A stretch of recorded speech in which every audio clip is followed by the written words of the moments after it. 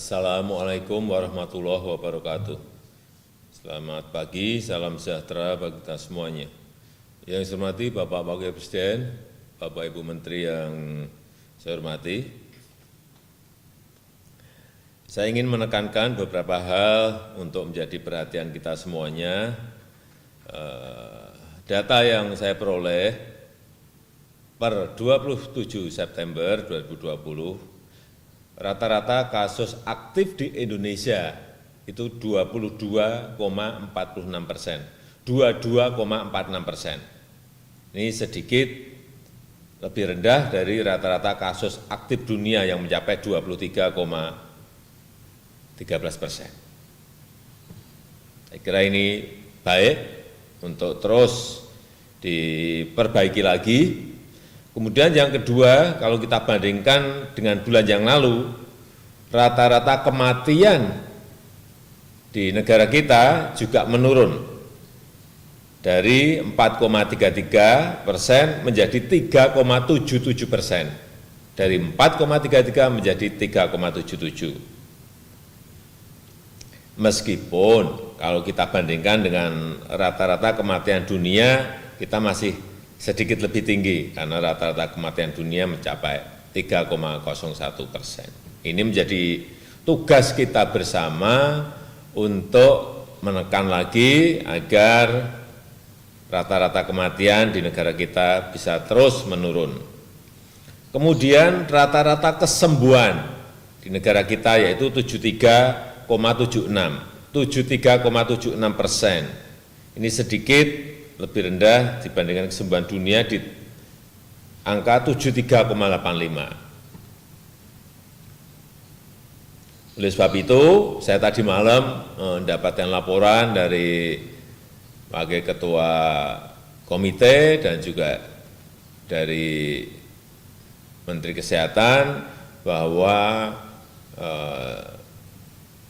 standar untuk pengobatan semuanya sudah diperintahkan untuk mengacu pada standar yang diberikan oleh Kementerian Kesehatan, baik itu di ICU, di ruang isolasi maupun di wisma karantina. Ini penting sekali sehingga kita harapkan nanti angka kematian akan semakin menurun, kemudian angka kesembuhan akan semakin lebih baik lagi. Kemudian yang berkaitan dengan intervensi berbasis lokal. Ini perlu saya sampaikan sekali lagi kepada komite bahwa intervensi berbasis lokal ini agar disampaikan kepada provinsi, kabupaten, dan kota. Artinya pembatasan berskala mikro, baik itu di tingkat desa, di tingkat kampung, di tingkat RW, di tingkat RT atau di kantor atau di pondok pesantren, saya kira itu lebih efektif. Mini lockdown yang berulang itu akan lebih efektif. Jangan sampai kita generalisir satu kota atau satu kabupaten, apalagi satu provinsi, ini akan merugikan banyak orang. Kemudian yang terakhir, saya minta untuk rencana vaksinasi, rencana suntikan vaksin itu direncanakan secara detail seawal mungkin. Saya minta dalam 2 minggu ini sudah ada perencanaan yang detail,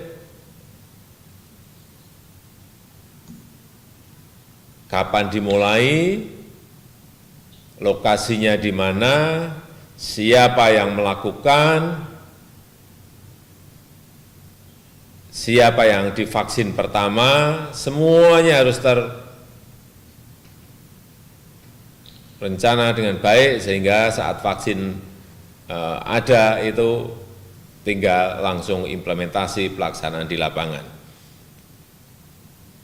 Yang terakhir mengenai pemulihan ekonomi nasional, saya nanti minta laporan dari komite perkembangan terakhir seperti apa. Saya rasa itu yang bisa saya sampaikan. Terima kasih. Jangan lupa subscribe, share, komen, dan like ya.